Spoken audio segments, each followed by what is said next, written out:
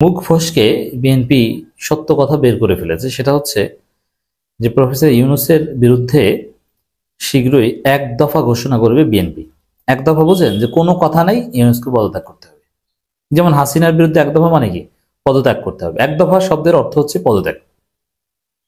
রাজনীতিতে যখন বিরোধী দল বলবে এক দফা, তখন বলবেন যে সরকারের পদত্যাগ চাই। তাহলে বিএনপি আসলে কি চায়? ইউনূসের পদত্যাগ চায়, তারপরে 3 বছর মেয়াদী একটা তত্ত্বাবধায়ক সরকার চায়, অন্য কাউকে প্রধান উপদেষ্টা করে। ইউনূসকে প্রধান করেও যদি 3 মাস মেয়াদী, ইউনূসকে প্রধান করেও যদি 3 মাস মেয়াদী তত্ত্বাবধায়ক সরকার গঠন করে, এটা তো ইন্টারিম, এটা তো আর কেয়ারটেকার না। প্রফেসর ইউনূসকে প্রধান করেও যদি 3 মাস মেয়াদী কেয়ারটেকার গভর্নমেন্ট করার কোনো আলোচনা আসে, তাতেও বিএনপি রাজি হবে না। বিএনপির কথা হচ্ছে না, ইউনূসকে সরতে হবে।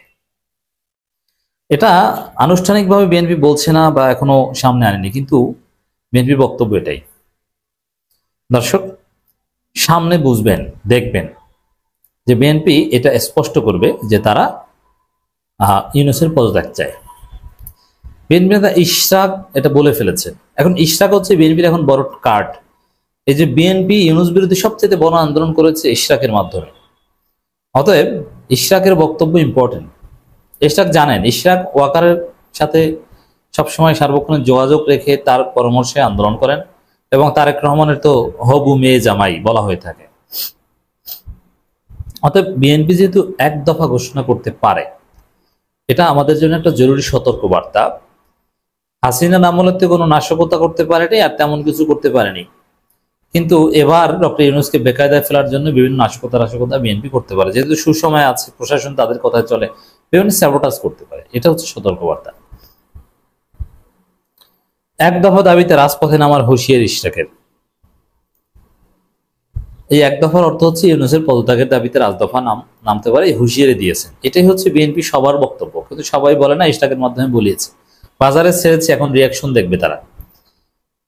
জনগণের ভোটের অধিকার ফিরিয়ে দিতে প্রয়োজনে এক দফা দাবিতে রাজপথে নামার হুঁশিয়ারি বিএনপি নেতা ইশরাকের। এখন নির্বাচন, এক দফা মানে নির্বাচন দিতে হবে ওটা না, এক দফা মানে ইউনূসকে সরে নির্বাচন দিতে হবে, ইউনূসকে সরে অন্য কাউকে এনে তত্ত্বাবধায়ক সরকারের অধীনে নির্বাচন দিতে হবে। এটা হচ্ছে বিএনপির এক দফা। এটা আমি ব্যাখ্যা করে দিলাম।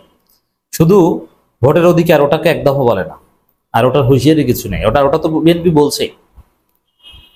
আর ওই তাদের ডিসেম্বরের নির্বাচন, ওইটি হচ্ছে তাদের এক দফার। এটা আদায় করতে ইউনূসকে সরানো লাগবে, এটা ওতপ্রোতভাবে জড়িত।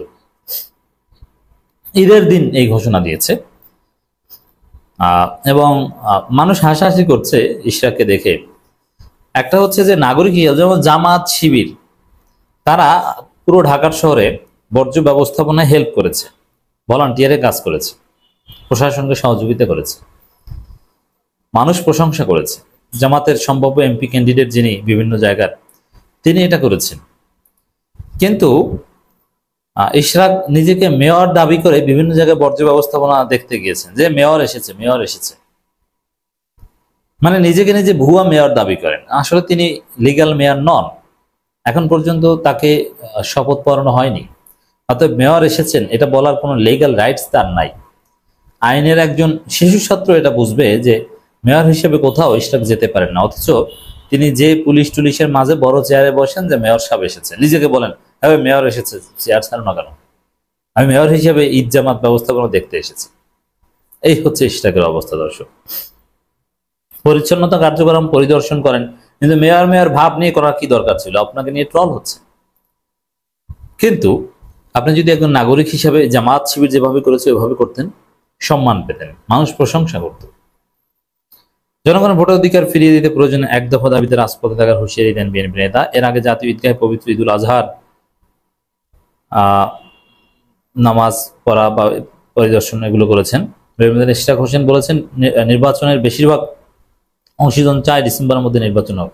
এটা আমরা বলেছি, গুরুত্বপূর্ণ কোনো রাজনৈতিক দল বিএনপি ছাড়া ডিসেম্বর নির্বাচন চায় না, শুধুমাত্র বিএনপি একা ডিসেম্বর নির্বাচন চায়, একটি মাত্র দল।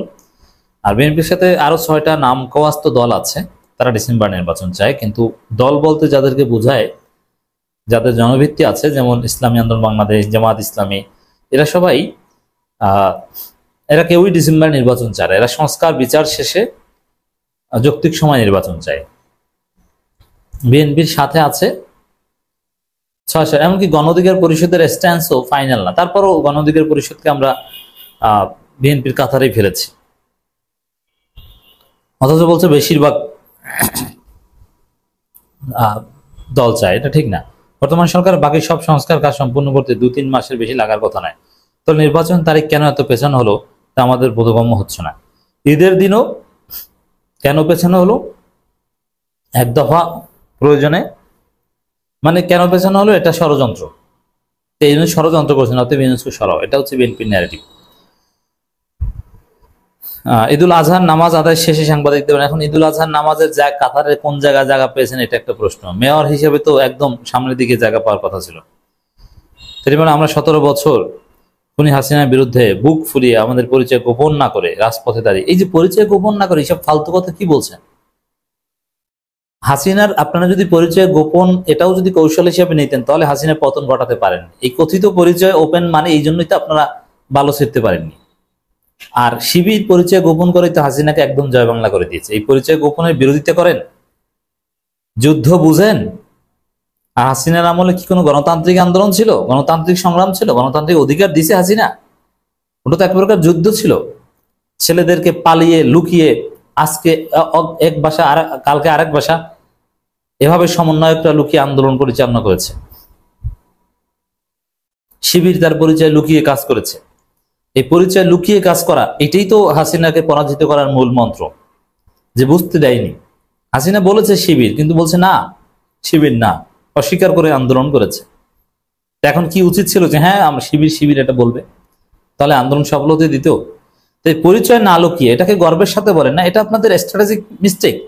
শিবিরের মতো করতে পারলে হয়তো তাড়াতাড়ি পতন হতো হাসিনার, আর না হলে আপনাদের অবদান থাকতো, কিন্তু আপনাদের এই অবদানটা রাখতে পারেননি। আর পরিচয় ওপেনের আপনারা আন্দোলন করেছেন, পরিচয় ওপেন করে, কিন্তু তাতে তো কাজ হয় নাই ভাই, তাতে তো লাভ হয়নি। লাভ তো হয়েছে যারা পরিচয় গোপন করে কৌশলী আন্দোলন করেছে তাদেরটা। যাই হোক দর্শক, এক দফার ভয় দেখায় এখন বিএনপি, এরা নাশকতা করতে পারে দেশে। প্রফেসর ইউনূসকে সরিয়ে 3 মাসের জন্য নতুন একটা তত্ত্বাবধায়ক সরকার গঠন করে অন্য কাউকে প্রধান উপদেষ্টা করতে বিএনপি নানান তৎপরতা চালাচ্ছে বিহাইন্ড দ্য সিন। কিন্তু উপরে উপরে বলছে কিংবা বলবে যে আপনি 18 কোটি মানুষের ইউনূস, এমনকি কথাও বলবে যে যাই হোক না কেন আপনার অধীনে নির্বাচন চেয়ে আপনি নির্বাচন এপ্রিল থেকে ডিসেম্বরে আনেন, কিন্তু আপনার পদত্যাগ চাই না। কিন্তু ভিতরে ভিতরে তাকে সরিয়ে 3 মাসের জন্য নতুন তত্ত্বাবধায়ক সরকারের ব্যবস্থা তারা করছে। কিন্তু এটা সম্ভব হবে না।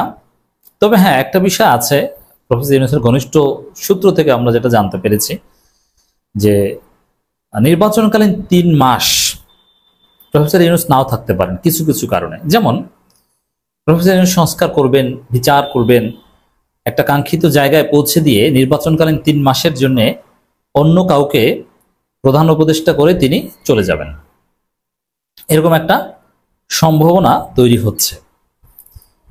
কারণ বিএনপি যা করছে, বিএনপি যে চরিত্র, তাতে কাঙ্ক্ষিত নির্বাচন, সুষ্ঠু নির্বাচন এটা সম্ভব নাও হতে পারে। কারণ যে কোনো মূল্যে বিএনপি কারচুপি করবে, ভোট চুরি করবে। এই জায়গাটায় প্রফেসর ইউনূস কোনো বিতর্কিত নির্বাচনের প্রধান ছিলেন, এই দায়টা তিনি নেবেন না। সংস্কার বা যতটুকু সম্ভব ততটুকু করে অন্য কাউকে দায়িত্ব দিয়ে চলে যাবে। আর বিএনপি তো এতে খুশিতে খুশি। আর বিএনপি এটা চায় মূলত ইউনূস থাকলে কোনো ভাগ বাটোয়ারা কারচুপি নির্বাচন সম্ভব না, এটা ইউনূস মানবেনই না। যেমন 111 সরকারের হাত ধরে যেরকম একটা ভাগ বাটোয়ারা হয়েছিল, যে জামাতকে 2টা, বিএনপিকে এই কয়টা, আর আওয়ামী লীগকে এভাবে জিতিয়ে দিয়ে 15-20 বছরের জন্য ফ্যাসিস্ট বানিয়ে দিয়ে যাবে, এরকম কোনো ভাগ বাটোয়ারায় ইউনূস রাজি হবেন না। যার ফলে ইউনূসকে সরানো একটা উদ্দেশ্য। আর ইউনূস যাবেন কেন? বিতর্কিত নির্বাচনের দায়িত্ব তিনি নেবেন না। তবে জনগণ এটা হতে দিবে না।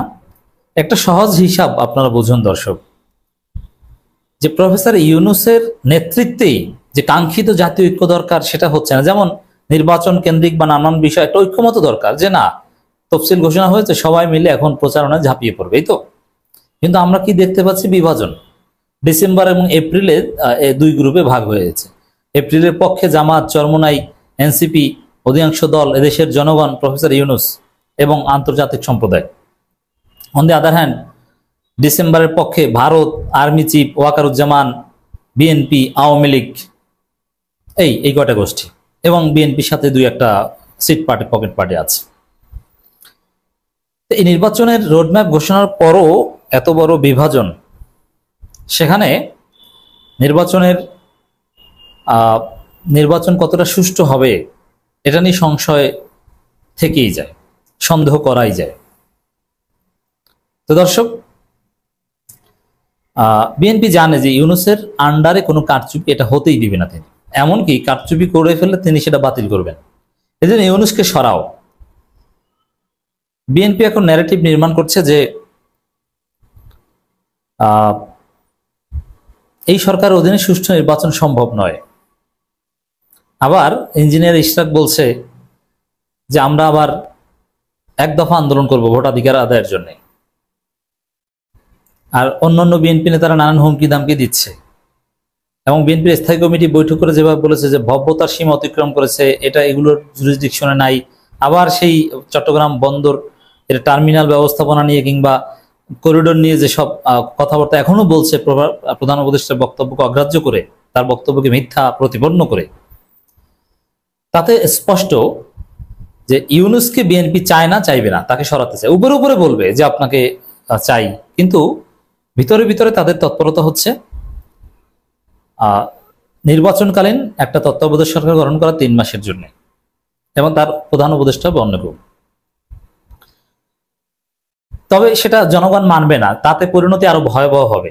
কারণ কি, ইউনূস যে পরিস্থিতি কন্ট্রোল করতে পারবে না, সেটা অন্য কেউ পারবে না।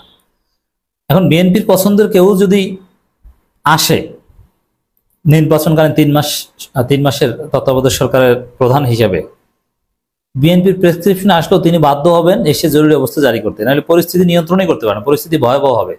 তিনি আসার 1 সপ্তাহের মধ্যে বাধ্য হবেন জরুরি অবস্থা জারি করে ঘরোয়া রাজনীতি 6 মাস বা 1 বছরের জন্য নিষিদ্ধ করতে। যেমন বিএনপির ইয়াজউদ্দিন আহমেদের হাত ধরেই তো জরুরি অবস্থা এসেছিল, হাত ধরেই তো ঘরোয়া রাজনীতি নিষিদ্ধ হয়েছিল। বিএনপির বা আওয়ামী ফ্যাসিস্ট এসেছিল ইয়াজউদ্দিনের হাত ধরে। ইয়াজউদ্দিন বিএনপির ছিল না, বিএনপির ছিল। ঠিক তদ্রুপ বিএনপি যদি এই ভুল করে, কাউকে যদি ইউনূসকে সরিয়ে কোনোভাবে আনতেই পারে, আনতে পারবে না, তবে হ্যাঁ, প্রফেসর ইউনূস কেন চলে যাবেন সেটাও তো বলছি। তবে ইউনূসের অনিচ্ছায় যদি এরকম কোনো ঘটনা বিএনপি ঘটাতে পারে, তাহলে বিএনপি শেষ। ওই বিএনপি যাকে বসবে সেই বিএনপিকে খেয়ে দিবে। ইতিহাস এটাই বলে। যেমন মইনিউ আহমেদকে কিন্তু বিএনপি আর্মি চিফ বানিয়েছিল, ওই মইনিউ আহমেদই কিন্তু 111-এর মাধ্যমে আওয়ামী লীগকে ক্ষমতা এনে দিয়েছেন ভারতের কথা, এবং 15 বছরের জন্য তাদেরকে ফ্যাসিস্ট বানিয়ে দিয়েছেন এবং জামাত নেতাদের ফাঁসির ব্যবস্থা করে দিয়েছেন। ওই মইনিউ আহমেদের হাত ধরে এটা চূড়ান্ত পর্যায়ে এসেছে এবং সব হিসাব নিকাশ হয়েছে। তো দর্শক, এই কারণে ক্ষতিটা হবে মূলত বিএনপির যদি এরকম কোনো ঘটনা ঘটায়। বিএনপি সেটা চায়, এটা নিশ্চিত। বরং বিএনপির এখানে উচিত যে ধৈর্য ধরা, যে না, ইউনূস যা করেন আমরা ধৈর্য ধরি।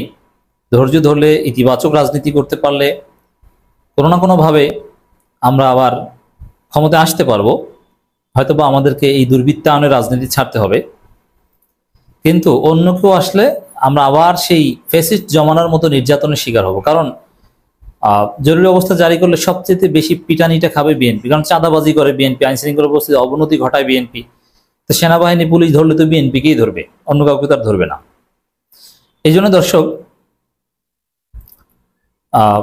বিএনপি যেটা চায় এতে দুঃখ আছে বিএনপির কপালে।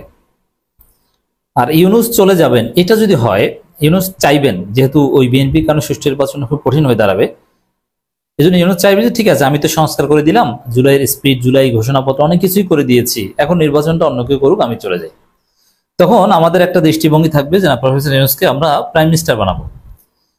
এনসিপি, জামাত, এই সব দলের উচিত আমি মনে করি জুলাই ভিত্তিক নির্বাচনী ম্যানিফেস্টোতে বলবে যে আমরা নির্বাচনে জিতলে আমাদের প্রধানমন্ত্রী হবে প্রফেসর ইউনূস। কোনো সমস্যা নেই এটা বললে।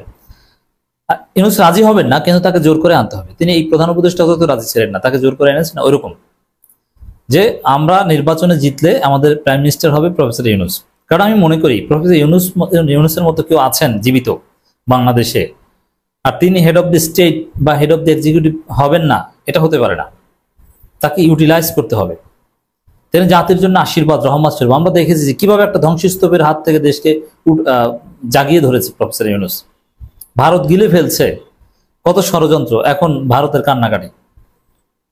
ভারত কত চাপে রাখছে, তারপরও প্রফেসর ইউনূসের হাত ধরে বাংলাদেশ মাথা উঁচু করে দাঁড়াচ্ছে। এবং কত সুন্দর ব্যবস্থাপনা, আমরা যে ঈদ করেছি, যে কোরবানি করেছি, দ্রব্যমূল্যের যে অবস্থা, মানে এত অসাধারণ ব্যবস্থাপনা অন্য কারো পক্ষে সম্ভব না। এখন আবার ইউরোপ থেকে পাচার হওয়া অর্থ ফেরত আনতে যাচ্ছেন। অতএব এরকম একজন মহান ব্যক্তিত্ব, তাকে, তার জীবিত থাকা অবস্থায় তাকে আমাদের সরকার প্রধান হিসেবে লাগবে। এই জন্য 3 মাসের জন্য যদি চলে যান, আপনাকে প্রধানমন্ত্রী বানাবো আমরা।